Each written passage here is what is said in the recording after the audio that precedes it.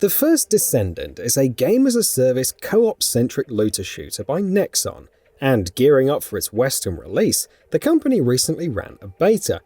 We got to give the beta a shot, and while there wasn't too much content, it was just a beta after all, we did manage to get a good idea of the core game loop, the setup to its story, its setting, and a small taste of the endgame's Void Intercept Battle system.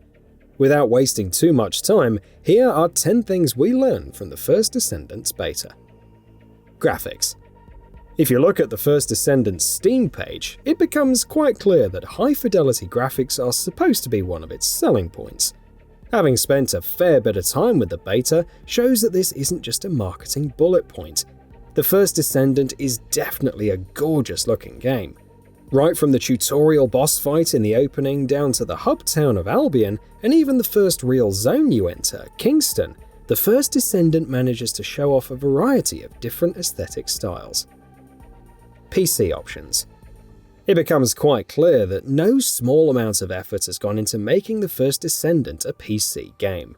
What I mean by this is that the game offers an almost obscene amount of options for PC players to tinker around with for its graphics. While the beta's upscaling options were unstable, it was a beta after all, just about every other option was fantastically optimized.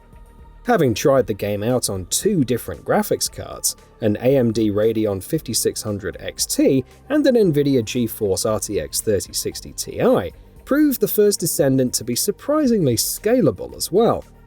While I had to turn the graphics options down by quite a few notches while playing on the older Radeon card, the 3060 Ti could handle just about any option I threw at it. Prologue. The First Descendant has a relatively lengthy prologue that's supposed to work as a tutorial, and it might just be one of the best tutorial sections in looter shooters out there.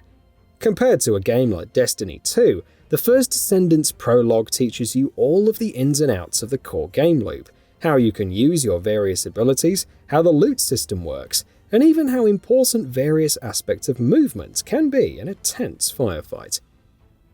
Gameplay. The core gameplay of the First Descendant is essentially an incredibly fast-paced third-person shooter. You're given a variety of options in terms of weapons and abilities, and even verticality plays a big part in the game's various firefights. The key to all of this is the fact that you have a grappling hook, allowing you to essentially jump across the game's zones at incredible speeds. While the grappling hook does have a cooldown, you can't just spam it non-stop. It does a lot to make the game's encounters a lot more interesting than just circle strafing and shooting bosses would have been. Verticality. Since the First Descendant gives you a grappling hook, the movement, level design, and encounter design quickly become some of the most interesting aspects of the game. Since you have effectively limitless options when it comes to gaining altitude within the confines of a single battle arena, the encounter design in the game becomes quite fun, knowing that enemies can start coming in from just about anywhere. Also, and I can't quite really stress this enough, shooting enemies while grappling around the ledges of various buildings is incredibly fun. Loot. Possibly the most important aspect of a looter shooter. It's right in the name. The loot in the First Descendant wasn't something I was able to test out as much as I would have liked.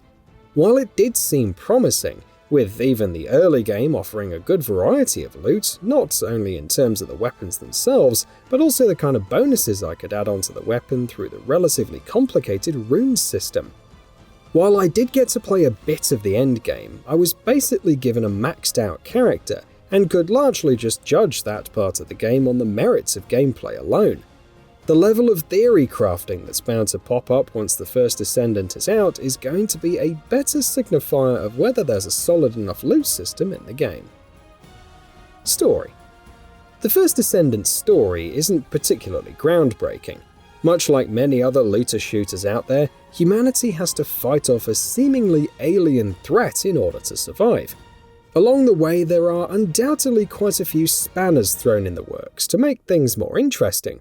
An enigmatic character makes herself known quite early on once you get to Kingston. But aside from its blend of sci-fi and fantasy tropes, the First Descendant story isn't going to be blowing minds or setting records for creativity. It is, however, quite serviceable when it comes to giving the player an excuse to shoot down hordes of bad guys.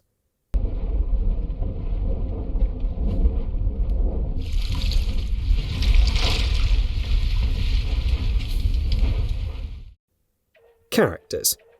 Quite possibly one of the weakest aspects of the First Descendant, you don't really get to make your own character.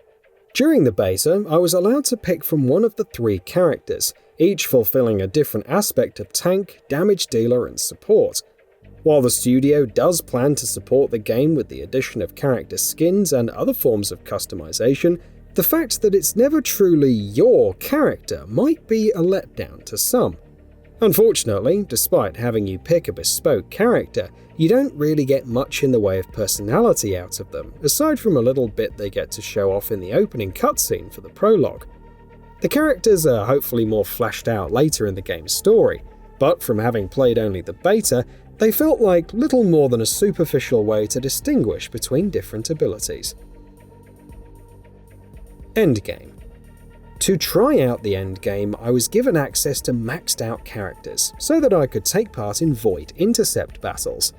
The variety of these battles was quite interesting, and the co-op gameplay was a lot of fun. Given the right difficulty tuning, I could see myself logging into the First Descendant just to have a couple of runs of the Void Intercept battles. It was also good to see that Void Intercept battles offered matchmaking. While relatively difficult, these battles weren't too complicated, and I could see the First Descendant having something along the lines of Destiny 2's raids in the full release. Localization. If it weren't obvious by the fact that Nexon is developing and publishing the First Descendant, and the fact that the game's aesthetics are right out of a South Korean developed game, the First Descendant is clearly made with a South Korean audience in mind. And while there's still a lot of work left to be done in terms of localization, the beta was surprisingly well polished. Aside from one relatively minor instance of seeing Korean text suddenly pop up on my objective list, just about everything from the writing to the voice acting was well done. Aside from minor translating errors in the UI, again these things happen in betas, the First Descendant looks to be in pretty good shape for its launch.